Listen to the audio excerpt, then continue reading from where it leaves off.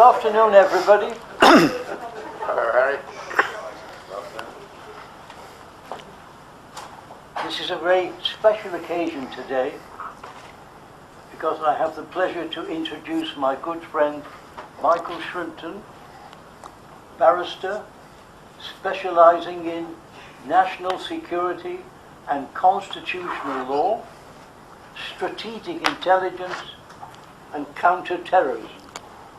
If that's not enough, he seems able to gain access to intelligence agencies worldwide, from Washington's Pentagon, where I've been myself, to, as a trained pilot, he's well informed on international air intelligence programs.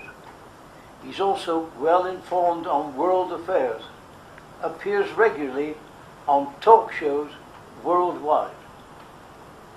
Now, I propose to allow Michael only half to 3/4 of an hour in order for questions to follow. I would ask you each to take it in turn when you ask questions so that everybody gets a turn, and also please to refrain from making long speeches. The subject today is an invigorating one for us all. It is Countdown to War. And here's Michael. Thank you, Harry. I'm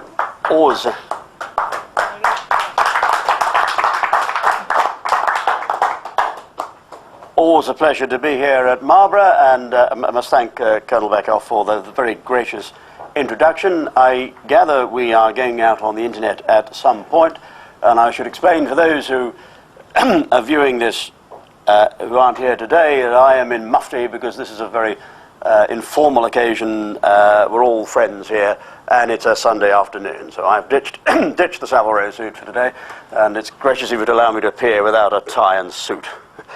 Colonel Beckoff, of course, special privilege.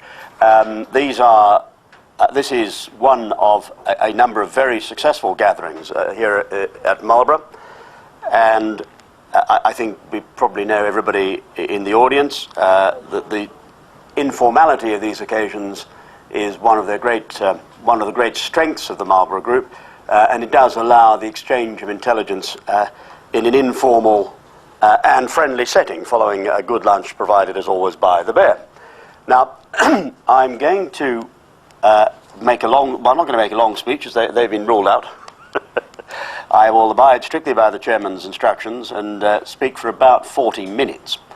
And I thought I would divide it up into a historical analysis, an explanation of why we are where we are today, say something about the EU, which none of us here likes, and then go on to explain why I think it probable that we will move towards a third Anglo-German war, and say a little bit about current strategic thinking in Washington, in Moscow, in Germany, and elsewhere.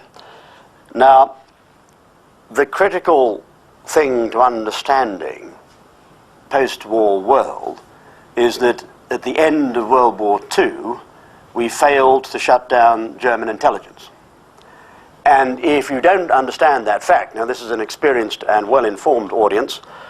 We have, for the benefit of those who are not used to the Marlborough Group on the internet, and I'm speaking, ladies and gentlemen, not just to this small informal gathering, but of course to the many thousands of people I expect who will be seeing this, judging from past experience. Excessive modesty, of course, is one of my problems, which I've been working on for some years, as you know, Harry. But one is told that one has acquired a certain amount of audience on the internet, and so it's likely many thousands of people will be tuning into what we say over the next weeks and months. Unlike some of the Marlborough Groups, we are to some extent on the record because we're being filmed, so I can't be as free as I might in a Chatham House situation. Can I interject there? Is it possible, when you look at the chairman, to say on record that we haven't switched off to sailors or Germans. I will leave. I'm in the hands of the chairman. They have a very capable chairman, and I'm more than happy to have a Chatham House session at the end. But at the moment, where the plan is a speech followed by questions, very much on the record because it's on film. So I think I will leave that to the chairman at the end, and if that is the wish of the meeting, I'll be more than happy to go into a Chatham House section. There are things one can say under the Chatham House rule that you can't say on the record.